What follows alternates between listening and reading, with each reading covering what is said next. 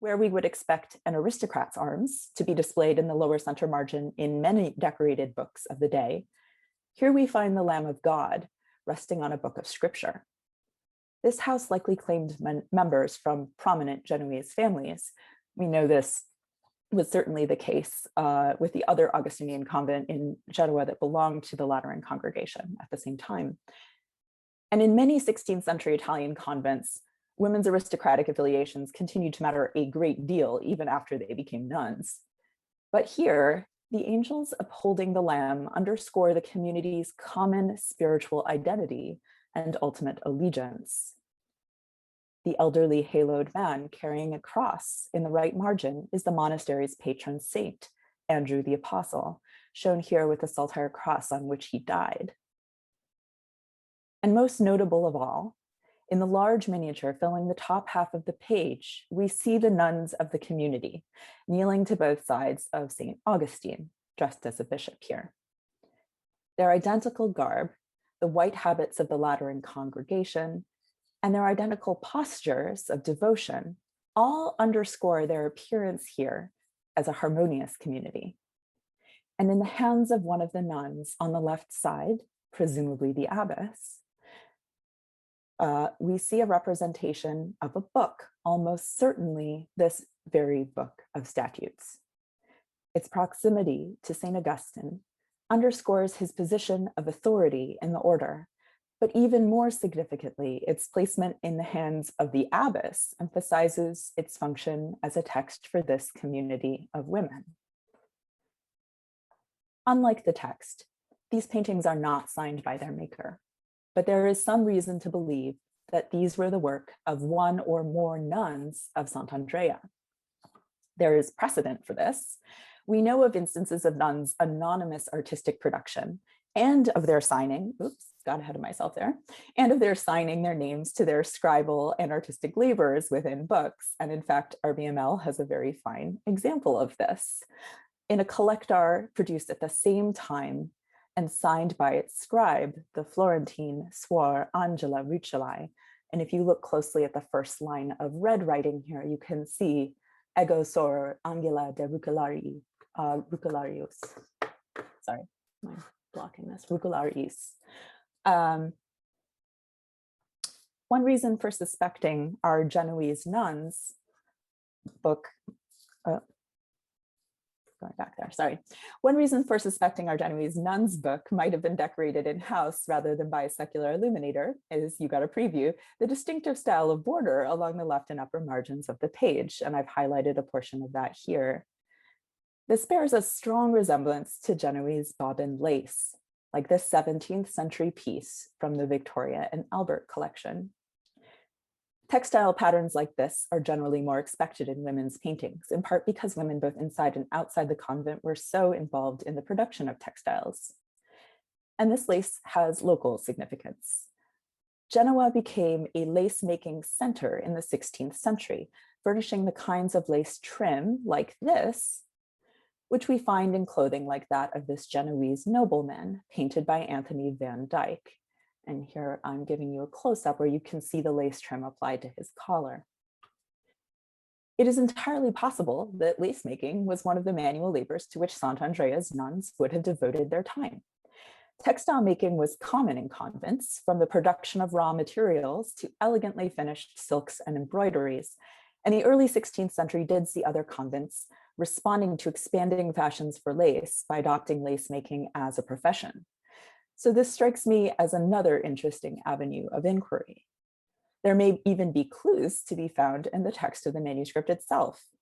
I've already found one passage that outlines consequences for nuns who make and keep things for themselves when engaged in spinning or other manual labor, which I take to indicate the likelihood that some kind of textile production was anticipated or already practiced at the convent. So might the art of this book be the work of a sister in this community? Might it offer a nun's perspective into how the women of Sant'Andrea saw themselves, or perhaps wished to be seen, as they moved into a new era in their house's long history? These questions are just some of the many raised by this slight volume, And I hope this book's arrival at Columbia may continue to spark questions and curiosity about these women's lives. And now I welcome both your questions and if any of you have observations regarding other potential avenues for research, you're welcome to share those with us all now as well. Thank you so much.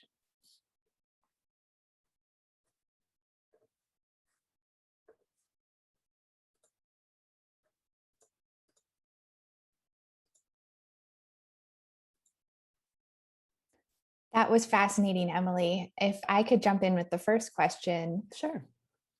This is definitely a lay question, were nuns allowed to check out books? Could they take them and read them privately? That's a great question. And I welcome others to chime in actually in the Q&A on this, because I think there are probably some people who know far more about nuns reading practices than I do, who may be listening in here. But I should think that that could be the case in certain houses, that they could have a particular book that they would be reading, not only in a communal setting, like in the refectory, but also perhaps in their cells, in more of a sort of reflective way. Does that answer your question? Yeah, it's intriguing to think about if they could take these books and contemplate them by themselves, or if they had to read them in front of the other nuns with whom they were also supposed to be obeying the rules. Yes, although I mean, one wonders always how much they were obeying those rules.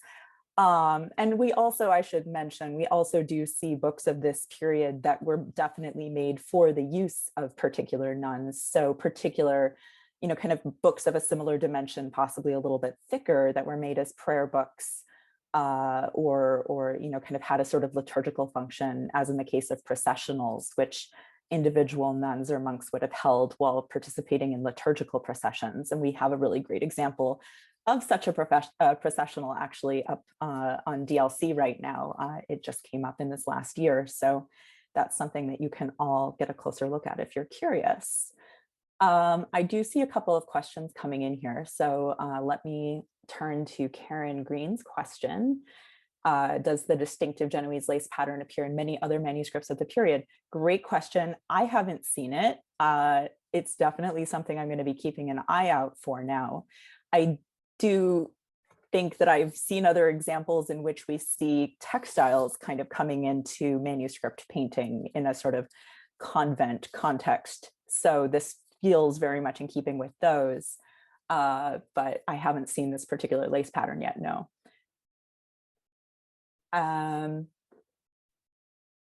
And I see a couple of questions here from Susan Boynton. So taking them in order, are there customaries surviving from this convent before they changed from Benedictine to Augustinian? Great question. And I'm not aware of any, but most of the scholarship on this convent is in Italian. And so I'm still in the process of, kind of seeing what's out there. And I mean, this is also something I don't want to go too far into, because I want to kind of leave space for others who might be interested in working on this manuscript as well. But yeah, that's definitely like one of the next research questions that I would want to pursue myself.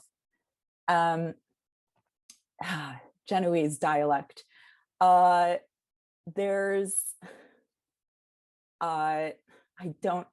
might be an easier one for me to get back to you about, because I don't think I have any images here that are necessarily going to be all that illustrative.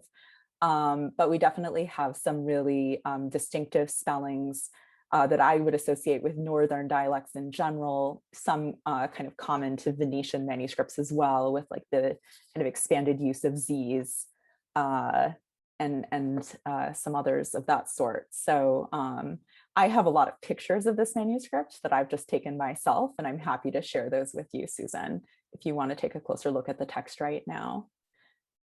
Oh, and thank you. In the Q&A, I see Brian has shared the link to the processional. Thanks so much, Brian. Okay. Moving on to the next question. Reading this book against the grain, do you get a sense of which transgressions were of the most concern?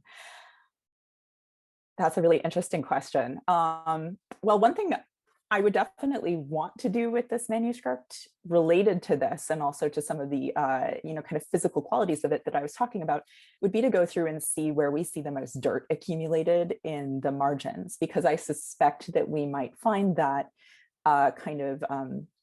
accumulating near the parts of the book that the nuns would have had the most reason to refer to during the time that they were using it. My sense is probably the minor transgressions are more likely to be referred to on a regular basis. I haven't looked at the sort of accumulation of dirt in relation to that, so I can't say for sure that that kind of fits with that other piece of evidence.